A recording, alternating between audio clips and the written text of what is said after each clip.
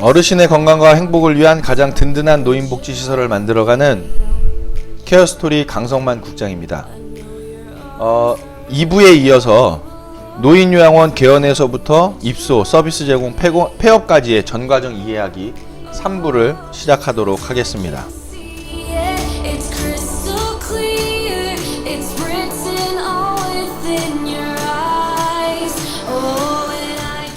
점점 이 영상의 컨텐츠가 교육이 아니라 이 방송이 돼가는 것 같아요. 저도 이거 아프리카 TV나 뭐 유튜브 실시간 TV를 해야 되는 거 아닌가 모르겠어요.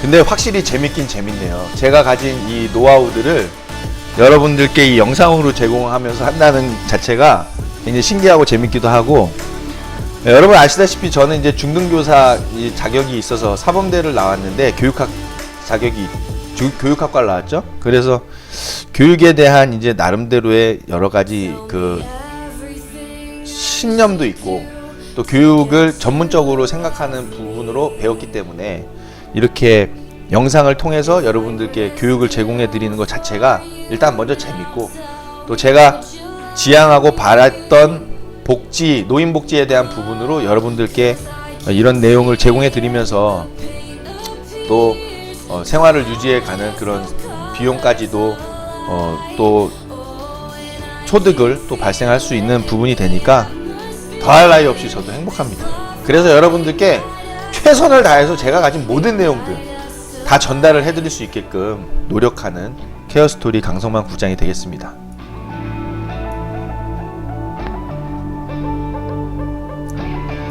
자, 지난 시간에 이어서 2부에 이어서 전 과정 살펴보기 지금 3부를 들어가실 텐데, 자, 이번 내용부터는 또 구체적인 업무 내용들이 들어가니까 자세히 또 보시면 좋겠습니다. 자, 의료 폐기물 계약까지 이제 이어서 봤는데, 자, 그 이후에 동시에 이제 다 해야 되는 내용들이에요. 이 내용들 뭐 한 부분에 있어서 순차적으로 이거 하고가 아니고 동시에 다 이루어질 수 있는 내용들이다. 그 다음에 이제 중요한 내용이 통장 개설을 해 오셔야 되는데, 이 통장 개설을 하실 때 은행 가셔서 요 4개 해 오세요. 하나는 운영비 통장, 식재료비 및 간식비 사용 통장, 그리고 보조금 통장, 후원금 통장, 이렇게 4개 해 오시고요. 해 오실 때에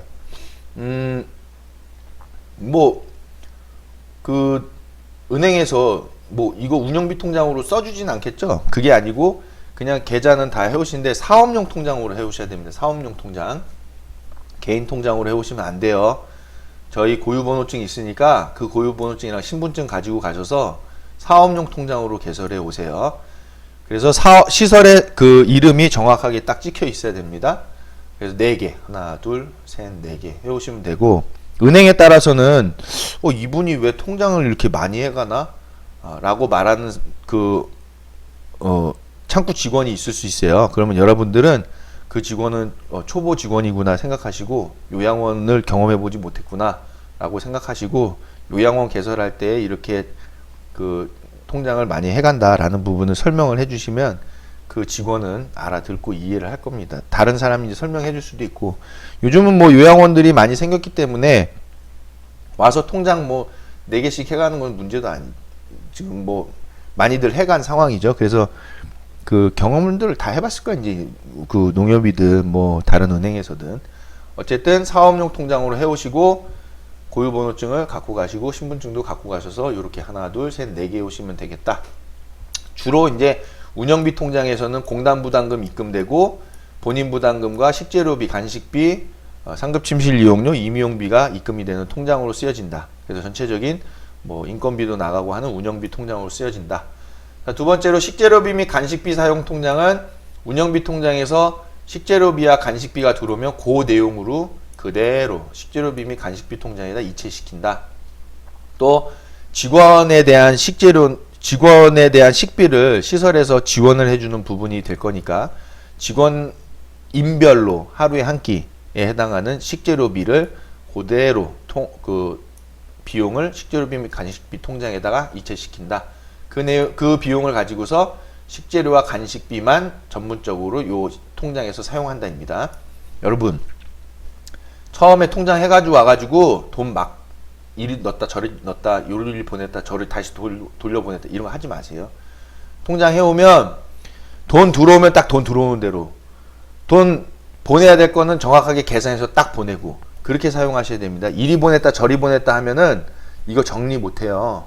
그렇기 때문에 운영비 통장과 식재료비 간식비 통장, 보조금 통장, 후원금 통장은 반드시 그 입출금에 대해서 정확도를 기여할 필요가 있겠다라는 내용이고, 특히 이제 중요한 내용은 통장을 개설했으면 우리가 여기 제가 한 가지 안 적어드렸는데 중요한 내용, 현금 출납부에 대한 기록이 있어야 됩니다. 그 현금 출납부 양식을 저희가 올려드릴 건데 또 혹시 안 올려져 있으면은 여러분 잊지 마시고 현금 출납부 올려달라고 해주셔야 돼요. 뭐 물론 이제 회계 방법에 대해서 영상으로 설명을 드릴 거니까 문제는 안 되겠지만은 혹시라도 이제 서식이 안 올라오면 말씀을 주시면 좋겠다. 그래서 제일 회계의 기초가 되는 자료가 뭐냐면 현금 출납부입니다. 다른 것보다도 제일 중요한 거는 현금 출납부예요. 현금 출납부에 예를 들어서 운영비 통장에 시설 대표자님께서 처음에 초기 비용으로 뭐 1,000,000원 넣어주셨어요. 1,000,000원 넣어줬으면 그 1,000,000원이 통장에 찍혀 있겠죠.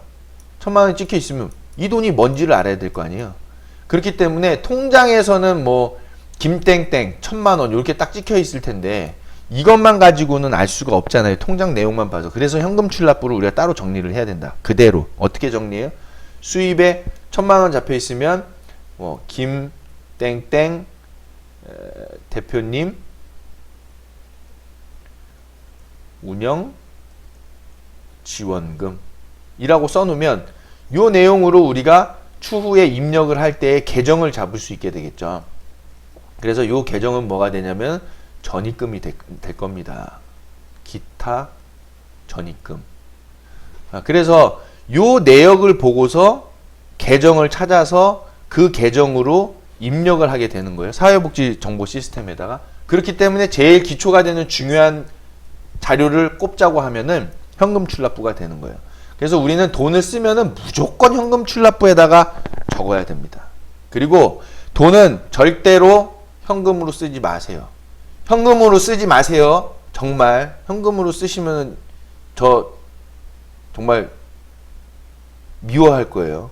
현금으로 쓰지 마세요. 다 카드로 쓰세요. 아니면 뭐 이체를 시키신다든지 다 통장에 기록 남기세요. 통장에 기록 남기고 통장에 기록 남기는 대로 현금 출납부에다 다 기재를 하세요. 어디다 썼는지. 어떻게? 구체적으로. 김 대표님, 김땡땡 대표님 시설 운영 지원금, 이 내역을 딱 봤을 때 1,000,000원이 시설 운영 지원금으로 김땡땡 대표님이 넣어주셨구나. 그렇게 적어두셔야 한다는 겁니다. 또 운영비 통장에서 물품 구매, 그렇게 하면 안 돼요. 물품 구매라고 하면 안 되고 빗자루 구매면 빗자루 구매. 그럼 빗자루 왜 구매했는데요? 어르신 방 청소하기 위해서 빗자루를 구매한 거예요? 아니면 직원들 있는 뭐 직원 휴게실을 청소하기 위해서 빗자루를 구매한 거예요? 만약에 직원 휴게실을 청소하기 위해서 빗자루를 구매했으면 그건 복리후생비로도 들어갈 수가 있어요. 또는 만약에 어르신 침실을 청소하기 위해서 빗자루를 구매했다고 하면은 수용비 및 수수료가 될 수가 있는 겁니다. 그래서 계정 자체가 달라지는 거예요. 그렇기 때문에 현금 출납부에다가 작성을 하실 때에 이거 얘기가 또 길어지네. 여기서 길어지면 안 되는데 이거 따로 말씀을 드려야 되는데 어쨌든 지금 설명이 들어갔으니까 다 좀 말씀을 드릴게요. 현금 출납부에 기재를 할 때 무조건 구체적으로 작성을 해야 됩니다. 거기에 어떤 내용인지 정확하게 알 수 있도록. 그래서 현금 출납부에다 뭐라고 적냐면은 빗자루 구매 가로 열고 직원 휴게소 청소용 또는 어르신 침실 청소용 이렇게 적어놔야 그 내용이 정확하게 어떤 내용인지를 알게 되겠죠. 자, 마찬가지로 식재료비 및 간식비 통장에서 자, 당근, 우유, 뭐 빵, 또 뭐 여러 가지 식재료들 있죠? 그런 식재료들을 30만 원치 샀어요. 30만 원치 샀는데 문제는 이 30만 원이 어르신을 위해서 쓰여지는 식재료 30만 원이냐 아니면 직원을 위해서 쓰여지는 식재료 30만 원이냐에 따라서 생계비로 넣을 수 있고 또는 생계비가 아니라 복리후생비로 또 넣을 수 있는 상황, 기타 운영비 같은 그런 내용으로 들어갈 수 있는 거거든요. 그렇기 때문에 식재료비를 사용을 했다고 하면 그 식재료비가 어르신을 위한 식재료인지 직원을 위한 식재료인지도 적어 놔야 된다라는 겁니다. 현금 출납부에. 자, 그러면 그 직원 식재료비는 이래요. 한 달에 직원들 그 근무한 일수 곱하기 그 식재료비 단가로 해서 그 금액만큼만 여기다 이체를 시키고 그 금액만큼만 이 식재료비 및 간식비 통장에서 직원 식재료 산 걸로 기재를 해 두셔야 하는 것이 합법적인 내용이 되는 거 잊지 마시고 기억해 두시고 다시 또 이거 다룰 거니까요. 그때 가서 또 이해를 하시면 되겠습니다. 자, 그 다음에 통장 마련해 오셨으면 취등록세 환급 받으셔야 되겠죠. 그래서 지역의 시청에 또는 뭐 군청에 세정과 가시면 취등록세 담당하는 과가 있어요. 거기 가셔서 저희 그 신축 건물인데 취등록세 환급하러 왔습니다 해서 취등록세 다 환급을 받으시기 바랍니다. 취등록세는 저희 그 노인복지시설 같은 경우에는 그 취등록세를 거의 다 환급받죠. 그 정확하게 말씀드리면 이제 지방세 특례 제한법인데 이 내용 뭐 따로 올려드릴 거니까요. 이것도 그때 올려드리면 이제 참고하시기 바라고요. 밴드에서 취등록세 환급 받으실 때 따로 요청을 하시면 또 그때도 드릴 수 있고 하니까 뭐 그냥 말씀으로 일단은 먼저 들으시고 요렇게 이제 정리가 돼 있죠. 보여드리면은 지방세 특례 제한법으로 해가지고 따로 그 법만 정리를 해놨습니다. 보면 이제 주요한 내용은 이거죠. 노인복지시설 이용자 중 노인장기요양보험법에 해당하는 재가급여 또는 시설급여를 지급받는 사람과 국민기초생활보장법 규정만을 지급받는 사람이 연평균 입소 인원의 100분의 80 이상인 시설. 그럼 보면 이제 시설급여를 지급받는 사람이 전부 다잖아요. 우리 이제 노인요양원 같은 경우는. 그런 시설을 정하는 시설로서 행정안전부령으로 정하는 기준에 적합한 시설이 바로 무슨 시설이냐면은 무료 노인복지 시설의 범위에 속한다는 것이죠. 그래서 무료 노인복지 시설의 범위에 속하기 때문에 이 시설들 같은 경우에는 어디 있죠?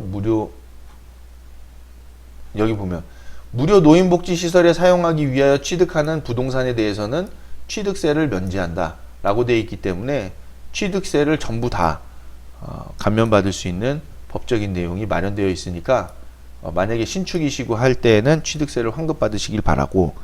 자, 그 다음에 기존에 있는 건물을 용도 변경해서 쓰는 경우라고 했을 때는 이미 용도를 처음에 그 용도를 가지고서 취등록세를 납부하셨잖아요. 그걸 다시 환급받을 수는 없다는 거죠.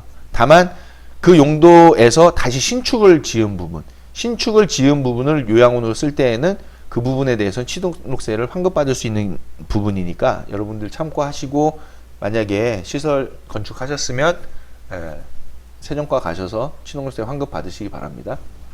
그 다음에 전기세 30% 할인 신청 한전에다 하셔야겠죠. 그리고 도시가스를 쓰고 계신다면 요금제를 변경 신청을 하세요. 그래서 산업용 도시가스로 쓸 수 있게끔 하시면 되겠다. 그 다음에 이제 건강보험공단과의 첫 만남이죠. 굉장히 불편한 만남. 건강보험공단에 가셔서 현황통보서를 제출을 하시면은 그러면은 이제 공인인증서를 우리가 그 다운받아서 할 수 있게끔 그 내용도 받아오게끔 됩니다. 공인인증서 그 번호, 발급번호 같은 거를 받아오게 되죠. 자, 그래서 공인인증서까지 받아오시면 노인장기요양보험 홈페이지를 가입하시고 또 사회복지시설 정보 시스템도 가입하시고 그 다음 사회복지시설 정보 시스템을 가입하시면 거기 보시면 보조금 통장 은행 연결하는 내용이 있어요. 그래서 그것도 저희가 안내문을 올려드릴 테니까 추후에 보조금 통장 은행 연결할 때에 활용하시기 바랍니다. 자, 그 다음에 시설에는 자원봉사자가 계속 오시니까 그 자원봉사자분들을 인증하기 위해서 사회복지 자원봉사 인증관리 시스템에 신청을 하셔야 됩니다. VMS라고 하죠. 인터넷 치시면 다 나오고 거기 전화하시면 다 어떻게 하는지 안내를 드리니까 그 부분 참고하시기 바라고. 자, 그리고 4대 보험 정보 연계센터에 가입을 해야 됩니다. 이 부분은 물론 노무사에서 다 관리를 해주기 때문에 우리가 이것까지 가입을 해야 하나라는 부분으로 아실 분도 있고 모르실 분들이 더 많을 거고요. 저희가 노무에 대해서도 노무를 관리할 수 있는 역량을 쌓아서 노무도 직접 할 필요가 있습니다. 노무사는 단순히 이제 그 가이드 정도로만 해서 유지할 필요가 있고 실제적으로는 시설에서 노무까지도 관리할 수 있는 역량이 돼야 되겠다. 그래서 이 4대 보험 정보연계센터에 가입하시면 종사자를 채용했을 때 4대 보험을 취득 신고할 수 있고 종사자가 퇴사했을 때 상실 신고까지도 할 수 있죠.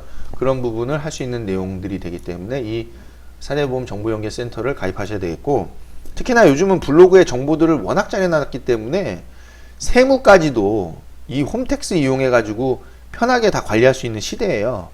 그래서 블로그의 내용들을 네이버에서 다 치면은 그 안에 이제 정보들을 올려놓으신 분들이 있어가지고 이 4대 보험 정보연계센터도 활용하는 방법들이 거기 다 있습니다. 그 내용을 참고해가지고 관리를 하시면 좋겠다. 그래도 노무사는 관계를 우리가 그 수임료를 드리면서 좀 유지를 할 필요가 있는데, 그 이제 유지를 우리가 어느 정도 역량이 다 쌓여져서 직접 관리가 될 때가 됐을 때에는 우리가 직접 관리할 수 있는 부분이 돼야 되겠죠. 자, 그 다음에 마찬가지로 4대 보험 통합 징수 포털도 가입을 해서서 국민건강보험공단에서 운영하는 부분이죠. 4대 보험은 여러분 아시다시피 국민연금, 건강보험,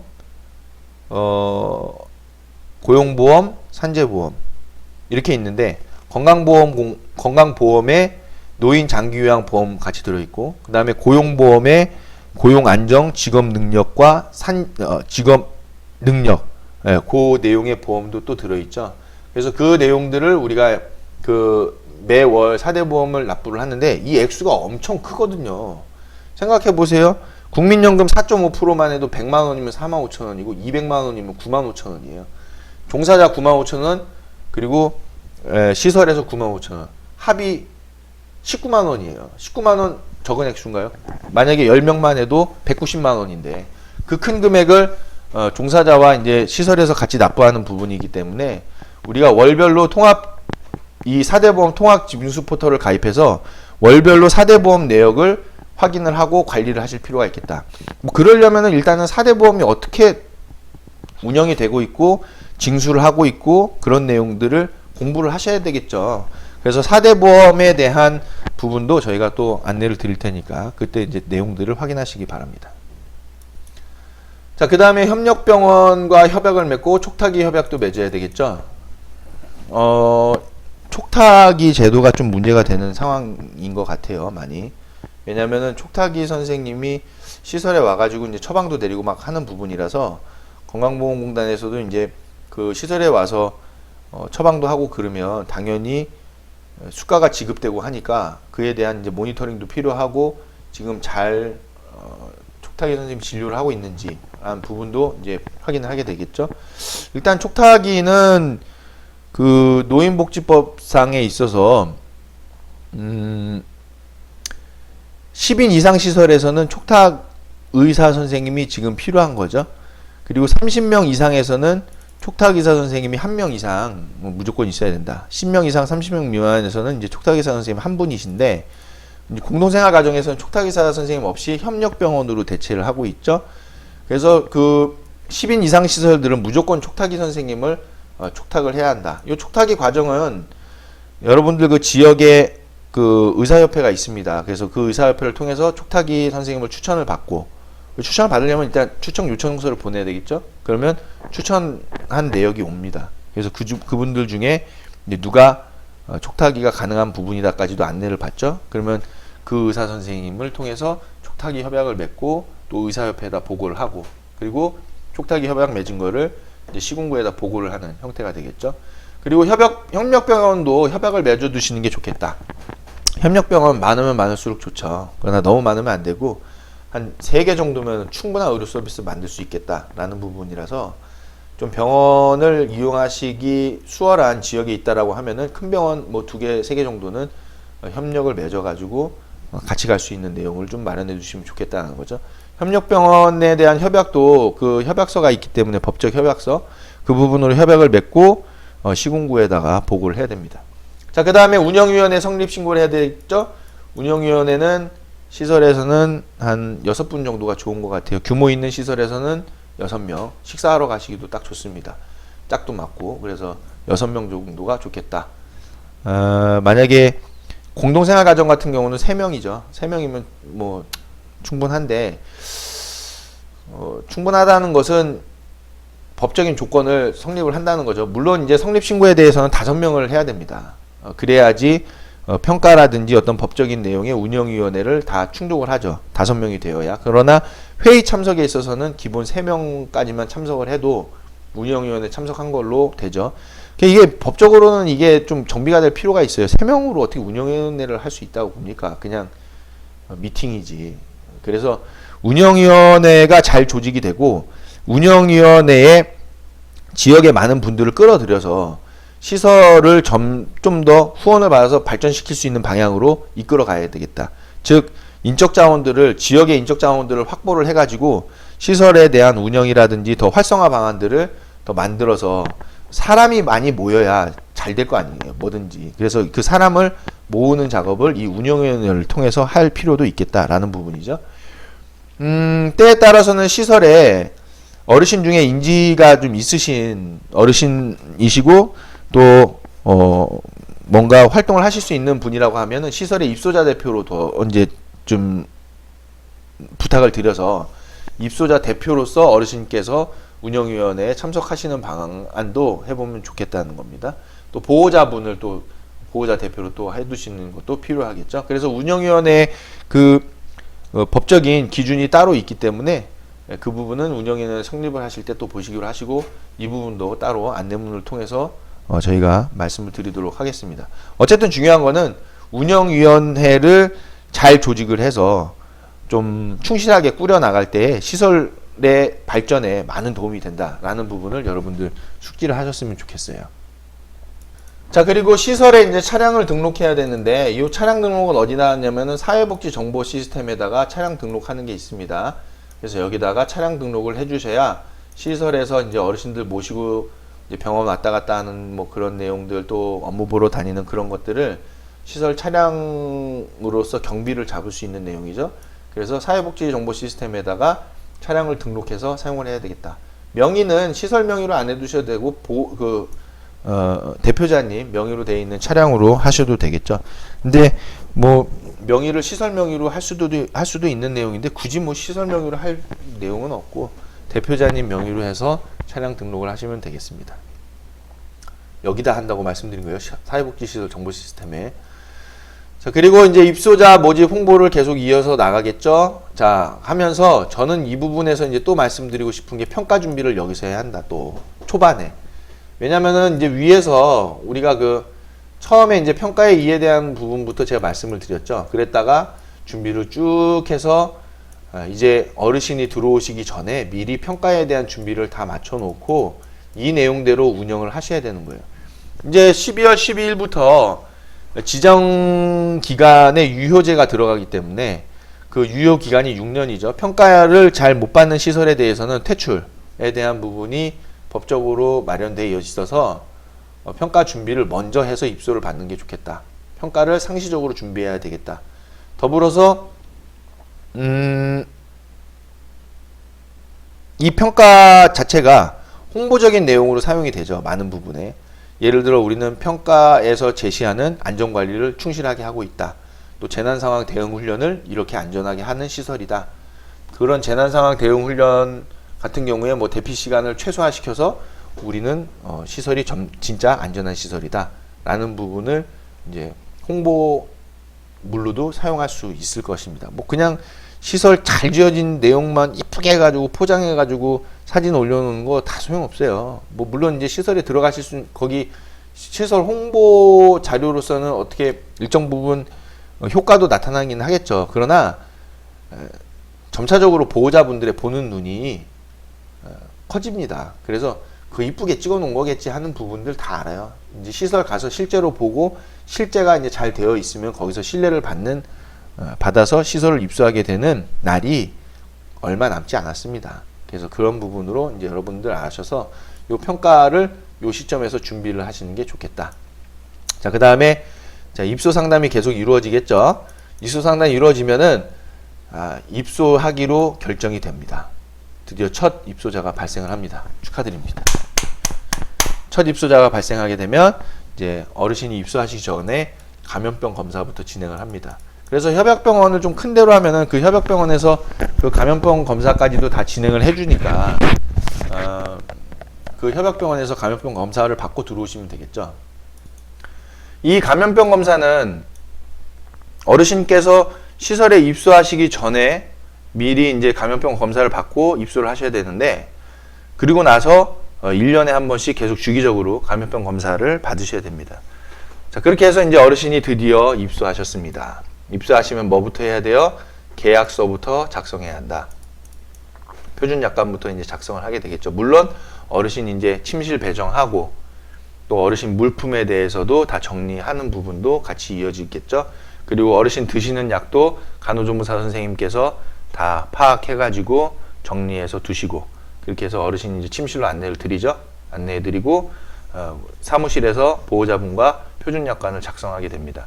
표준약관 작성하면은 원본은 작성해서 뭐 보호자분 드리고 복사본을 우리 시설에서 받을 수도 있고, 또는 뭐 그 반대로도 할 수 있죠. 아니면 2장을 해서 간인을 찍어서 한 부 한 부씩 받아도 되겠습니다. 표준약관에 대한 관리가 잘 이루어져야 되겠죠.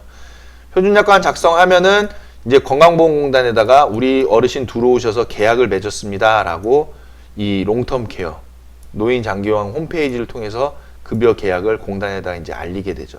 알리고 그 다음에 지자체에도 이 사회복지시설 정보 시스템을 통해서 입소 보고를 하게끔 됩니다. 우리 시설에 어르신이 입소하셨어요 라고 알려드리죠. 자, 입소하시게 되면은 드디어 입소 후에 이제 어르신께 서비스를 제공을 해드립니다. 어르신 이제 아침에 식사 도움도 해드리고 목욕 서비스도 제공해드리고 프로그램도 제공해드리고 그렇게 하겠죠. 자, 근데 입소하시고 나서 입소 후에 14일 이내로 우리가 어르신에 대한 검사들을 진행해야 돼요. 인지기능 검사, 배변 평가, 또 욕창 평가, 욕구 사정 뭐 이런 내용들을 이제 평가를 합니다. 평가를 해서 하면은 어르신에 대한 그 건강 상태라든지 인지기능 상태에 대해서 우리 시설에서 알게 되겠죠. 또 어르신이 여기서 이제 상담도 들어가겠죠. 상담도 들어가서 어르신께서 어떤 서비스를 원하시고 어떤 건강 상태에 계신지, 그래서 필요한 서비스가 뭔지를 우리가 파악을 하게 됩니다. 자, 그래서 이제 서비스를 제공하면서도 입소 후에 30일 이내로 이 검사 내용들을 바탕으로 해서 급여 제공 계획서를 작성하죠. 요 급여 제공 계획서는 노인 장기요양 홈페이지에서 다 합니다. 거기서 급여 제공 계획서를 작성을 하고 그 내용대로 해서 이제 공단에다가 전송을 하겠죠. 그 롱텀 케어 노인 장기요양 홈페이지에서 공단 전송하고, 그리고 출력을 해서 보호자 동의를 받아둡니다. 보호자 동의 받아두고 이 급여 제공 계획서에 따라서 이제 작성한 급여 제공 계획서에 따라서 서비스를 제공해야 되는데, 그러기 위해서는 요양보호사 선생님들이 이 급여 제공 계획서의 내용을 알아야 되지 그 서비스를 제공할 거 아니에요. 그래서 그 요양보호사 선생님들께서 이 급여 제공 계획서를 열람할 수 있게끔 그 오픈된 장소에다 비치를 해두고 급여 제공 계획서에 대한 교육을 따로 해야 된다는 점 여러분들 숙지하시기 바랍니다. 요거까지는 지금 시설에서 하는 데는 없어요. 그래서 이 영상 보시는 분들은 이에 대한 노하우를 체득을 하신 거니까 큰 도움이 되셨다라고 저는 판단을 합니다. 추후에 급여 제공 계획서 관리법에 대해서 저희가 교육물 하나 이제 올려드릴 거니까 그걸로 또 보시고서 이해하시면 되겠고, 자, 급여 제공 계획서에 따라서 이제 서비스를 제공을 하면은 매월 1일에서 31일까지 어르신께서 이제 입소 생활을 유지하시게 되겠죠. 그러면 그 서비스 제공하는 거를 장기요양 급여 제공 기록지 등 여러 가지 이제 서식에 서비스 내용들을 기재를 하게 됩니다. 자, 그래서 어르신이 1일부터 31일까지 계시면 그 다음 달 6일에서 10일 사이에 드디어 이제 청구를 하게 되겠죠. 청구하는데 그때 청구는 이제 공단 부담금을 청구하게끔 된다라는 부분입니다. 자, 공단 부담금을 청구를 하면 본인 부담금이 얼마인지까지도 알게 돼요. 그래서 청구 직후에 이제 보호자분들께 입소 비용에 대해서 안내를 드리죠. 본인 부담금 얼마, 전달에 식재료비, 간식비는 얼마, 또 상급침실 이용료는 얼마, 그런 내용들을 안내를 드리죠. 그러면 10일에서 25일 사이에 보호자분들이 본인 부담금과 비급여 비용들을 입금을 하기 시작하게 됩니다. 물론 이제 그 입금을 철저하게 해주시는 분들은 문자 딱 보면 바로 입금하시죠. 그게 필요해요. 뭐 이 사업이, 이 일이 뭐 딴 일도 아니고 부모님께서 계시는 그런 시설인데, 제가 이제 저희가 개인적으로 한 300여만 원, 400여만 원 정도까지 이 본인 부담금과 비급여를 못 받은 적이 있어요. 그분은 끝까지 저희 이제 안 주시고 저희가 이제 마무리된 적이 있었는데, 못 받으면 못 받습니다. 이 내용은 그런 사업이에요. 못 받으면 방법이 없어요. 어떻게 할 수가 없습니다. 못 받으면. 그래서 못 받았을 때에는 이제 민사적으로 그분께 이제 좀 압박을 해야 되는 상황이 되는데, 그 비용이 더 들잖아요. 그렇게 가려면은. 그래서 못 받으면 못 받는다. 그래서 만약에 연체가 되고 있을 때에는 빨리 조치를 취하셔야 할 필요가 있겠다라는 부분을 안내를 드립니다. 자, 그리고 이제 그 어르신 보호자분들께 입소 생활 소식도 이제 제공을 해드리죠. 지난달에 어떻게 사셨고 합니다. 근데 이 입소 생활 소식을 실시간으로 제공해드릴 필요가 있어요. 그래서 실시간으로 제공해드리는 데 있어서 가장 좋은 플랫폼을 말씀을 드린다고 하면은 뭐니 해도 밴드가 되겠다. 뭐 물론 카카오톡 좋다는 분들도 계신데, 카톡으로 보내드리는 데는 이건 뭐 그냥 대화고 사진 보내드리고 체계가 없어요.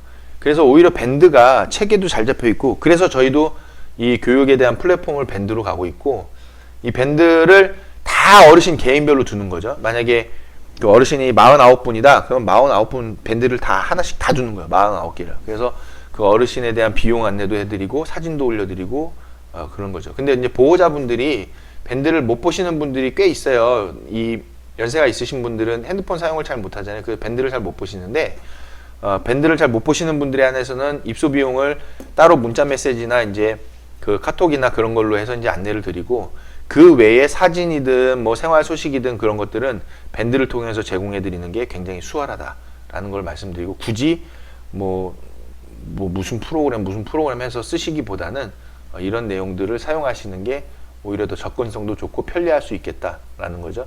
이제 밴드는 그 비공개 밴드까지도 가능하니까 그런 내용으로 관리를 하시면 되겠다라는 부분을 말씀드리고요.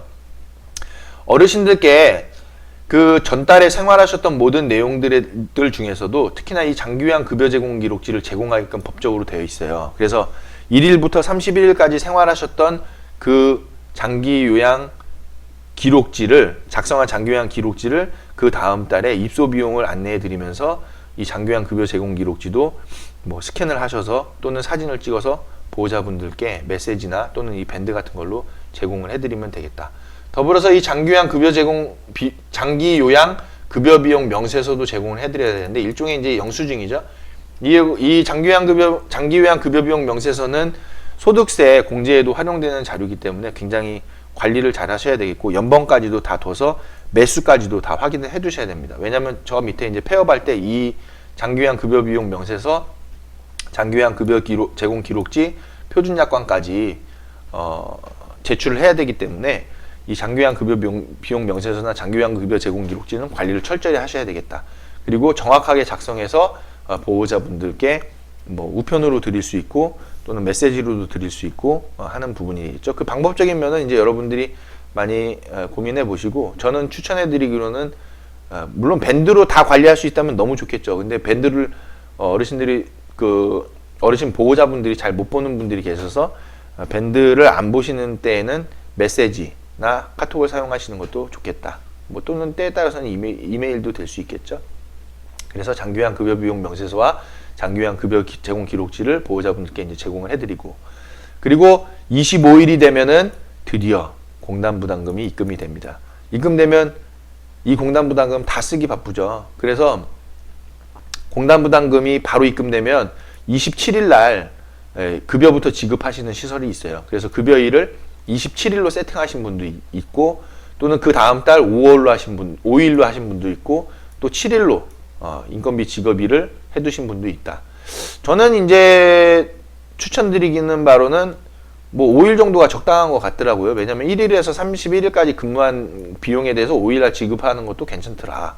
근데 이제 문제는 이 25일날 공단부담금이 입금돼가지고 막 돈 나가기 시작하면은 5일날 돼가지고 급여를 못 주는 상황이 때에 따라서는 벌어질 수 있어요. 그래서 돈 들어오면 바로 인건비부터 지급하겠다라고 하면 27일이 될 수도 있겠죠. 27일에 대해서 되게 이제 이해를 못 하시는 분들이 있는데 이런 거예요. 1일부터 이 종사자가 31일까지 일해요. 근데 요 중간에 27일날 급여를 지급받는 거죠. 그러면 28, 29, 30, 31일까지 비용을 먼저 받은 셈이 되겠죠. 그럼 만약에 이 종사자가 27일날 급여를 받으면서 퇴사를 했어요. 그러면은 요 뒤에 금액을 빼고 27일날 지급해야 되겠죠. 자, 근데 27일날 지급을 받고 만약에 28일날 퇴사를 했어요. 그러면은 요 금액을 미리 받았잖아요. 27일날. 그래서 요 금액에 대해서는 다시 환불 조치를 말씀을 드려야 되는 상황이 되는 게 27일날 급여를 지급하는 내용입니다. 즉 이제 이 27일날 지급하는 거를 1일에서 31일 기간으로 뒀을 때는 지금처럼 환급을 받아야 되는 거고, 그렇지 않고 전달 27일에서 26일까지 일한 요 한 달 금액으로 하면은 27일 날에 급여를 주는 게 맞겠죠. 그래서 이런 개념으로 갈 것이냐, 이런 개념으로 갈 것이냐, 아니면 1일에서 31일까지 해서 중간에 27일 날 지급하는 개념으로 갈 것이냐는 그건 여러분들께서 결정하기 나름입니다. 그렇기 때문에 이 내용 자체가 조금 복잡하니까 그냥 편하게 5일날로 간다든지 또는 뭐 3일날 지급하는 시설도 있을 수도 있겠죠. 그거는 여러분들께서 나름대로 판단하시면 좋겠다. 근데 5일날로 가면 또 청구일이랑 겹치기 때문에 또 복잡할 수도 있어요. 그래서 뭐 1일부터 3일 사이에 지급할 수도 있는 내용이니까 그건 여러분들이 판단하시기 바랍니다. 자, 그 다음에 이제 어르신들께 서비스를 제공하면서 매일 해야 하는 업무, 월별 해야 하는 업무, 분기별, 반기별, 연간 해야 하는 업무들을 진행을 하시게 되겠다. 그 중에 이제 주요한 내용은 12월 말에 예산을 이제 먼저 수립을 해서 시군구에다 보고를 하죠. 글쎄요, 이 예산 작성하는 거 얘기할 거 많죠. 의미 없는 내용인데 이 예산 작성하는 게 형식적이에요. 형식적이라서 문제가 있다. 근데 이제 또 예산에 대한 의미가 또 유의미한 부분도 있기 때문에 할 필요는 있는데 솔직히 좀 형식적인 부분이고 한두 번 예산하고 끝내는 게 좋겠다. 이 내용은 저는 그렇게 생각합니다. 왜냐하면 어쨌든 29인 시설이라고 하면 29인이 다 차 있어요. 예산 똑같잖아요. 매번 거기서 바뀌어봤자 얼마나 차이 나겠습니까? 이 예산 그대로 가는 거지. 그렇기 때문에 예산은 항상 고정적이다. 수가가 바뀌면 그 수가만 대입해주면 되는 거잖아요. 그런 예산 뭐하러 수립합니까? 그리고 자, 법에 이런 내용이 있어요. 이 예산에 대해서 우리가 식재료비 및 간식비에 대한 예산액을 그냥 예상해가지고 1년에 1,000만 원을 잡았다고 쳐요. 1,000만 원을 잡았는데 11월이 되니까 1,000만 원을 넘었어. 1,200만 원을 썼다고 쳐요. 예를 들면 200만 원 적자가 됐죠. 그럼 뭐라고 그래요? 이 사회복지 재무회계 규칙에서는 그럼 적자가 200만 원이 적자가 됐으면 추경 예산을 수립해서 시에다 보고하라고 그래요. 이게 무슨 말입니까? 참, 말이나 됩니까 이게 지금? 추경 세워가지고 시군구에다 보고하라는 게? 아니 무슨 추경을 세웁니까? 이 말도 안 되는 이런 업무를 해놓은 것 자체가 참 문제가 있죠. 자, 모자르면은 그냥 모자른 지금 오버가 돼서 1,200만 원을 썼다고 하면 당연히 세입에서도 1,200만 원이 들어온 거거든요. 물론 이제 식재료비 같은 경우에 돈이 들어온 대로 다 쓰여지는 거니까 적자 날 일은 없어요. 그런데 이제 예산을 수립할 때 예산에 있어서 우리가 좀 판단을 적정하게 못하는 부분도 생기잖아요. 왜냐하면 중간에 어르신이 뭐 퇴소를 한다든지 뭐 그런 내용도 발생할 수 있기 때문에 예산의 차이가 날 수도 있는 거거든요. 자, 근데 그걸 가지고서 뭐 식재료비를 쓰다가 200만 원 모자랄 때에는 추경을 세워라? 추경 세우는 과정이 어떤 줄 아세요? 운영위원회 다시 해야지. 운영위원회에다 추경 세운다고 보고해야지. 추경 또 그거 작성해가지고 시군구 보내야지. 시군구에서 또 승인 받아야지. 또 그런 과정들이 다 있는데 이거 하자고 지금 추경 세우는 과정을 넣을 필요가 있습니까? 이 자체가 필요 없는데. 만약에 시설에서 돈이 부족할 때에는 뭐 기타 전입금을 통해 가지고 운영자가 되든 아니면은 시설의 공단부담금 또는 대출을 받아오든 아니면 시설의 공단부담금 나오는 부분으로 또 사용을 하든 뭐 그런 내용의 대체적인 방법들이 다 있는데 굳이 예산 수립해 가지고 그 예산대로 해서 금액이 예산하고 모자랄 때에는 추경세에서 뭐 운영위원회 해서 통과 심의 받아서 추경 예산 세워서 다시 보고해서 승인 받고 그런 불필요한 과정을 할 필요도 없는 내용이다라는 거죠. 이 부분 얘기가 길어졌는데 하여튼 그건 나중에 예산을 수립을 할 때 그 부분도 따로 말씀을 드리겠습니다.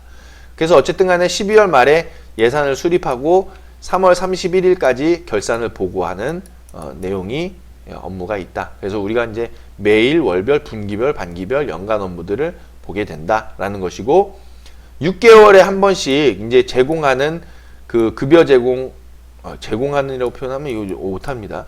6개월에 한 번씩 제공한 서비스에 대해서 평가를 하는데 그 내용을 급여 제공 결과 평가라고 하죠. 그래서 서비스를 제공한 여기서 서비스라는 건 급여라고 말을 해요. 그래서 급여를 제공한 그 결과를 우리가 평가를 한다. 즉 급여 제공 계획서에 따라서 서비스를 제공한 그 서비스의 질을 우리가 결과 평가를 6개월에 한 번씩 한다는 거죠. 자, 그래서 6개월에 한 번씩 급여 제공 결과 평가를 해서 그 결과 평가를 한 내용으로 급여 제공 계획서를 다시 수립해서 재수립한 급여 제공 계획서에 따라서 서비스를 다시 제공하게 됩니다. 즉, 우리가 급여 제공 결과 평가를 해보니까 어르신께 뭐 의복 갈아 입혀드리는 시간이 뭐 저희가 필요시에 뭐 10분이라고 했는데 10분 이거 택도 없다.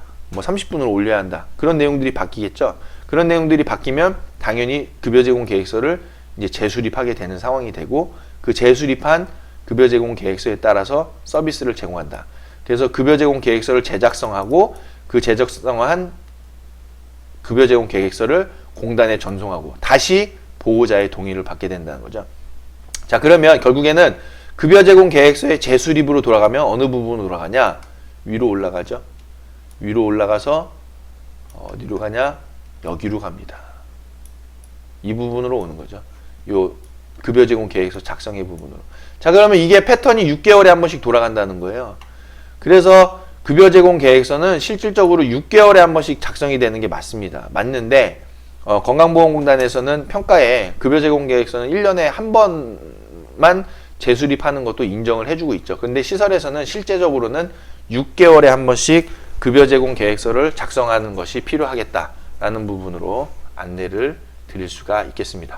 자, 여기까지 해서 3부 내용을 마치고요. 또 잠깐 쉬었다가 벌써 시간이 45분이나 됐는데 잠깐 쉬었다가 다시 마무리하는 내용 4부로 이어서 여러분들께 말씀을 드리도록 하겠습니다. 잠깐 쉬었다 오실게요.